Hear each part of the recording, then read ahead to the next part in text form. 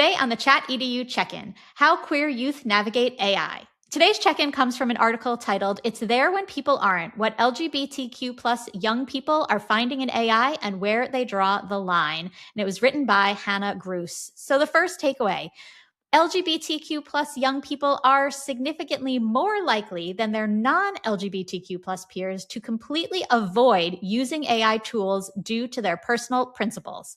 This group represents a substantial portion of queer youth who consciously opt out of the technology altogether. The research indicates that this resistance stems from a highly developed sense of structural literacy.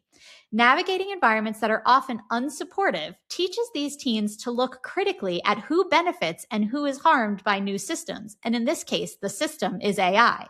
So this moral framework leads them to closely examine the ethical and environmental implications of widespread AI adoption. LGBTQ plus youth were 2.5 times as likely to be conscious abstainers, choosing not to use at all for values-based reasons compared to their non-LGBTQ plus peers. So that's 34% compared to 13.5% are abstaining from AI use.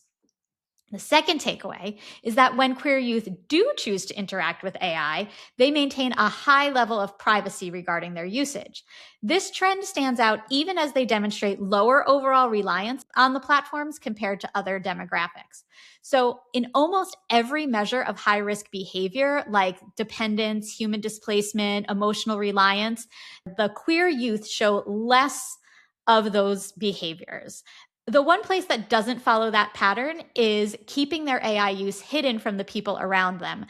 That behavior occurs alongside higher reported experiences of anxiety and isolation compared to their peers. So they are more likely to hide their AI use from others. The third takeaway is that queer youth occasionally turn to AI tools not because they prefer those automated interactions, but because human networks and healthcare resources feel out of reach. The technology acts as a secondary option when traditional avenues of support are unavailable or are misaligned.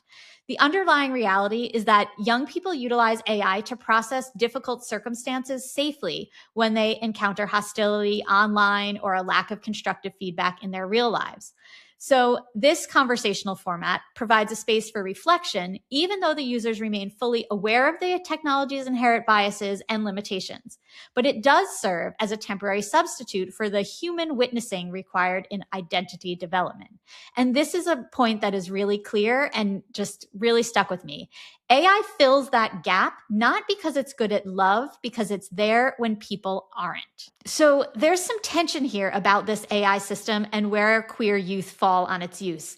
Some of them are using it not because they want to. In fact, they don't want to, but sometimes it's the only place where they can get advice or healthcare guidance because other places don't feel safe, like online forums or even sometimes going to a doctor. So this is not an AI strength. In fact, it's just exposing a systemic weakness for these youth.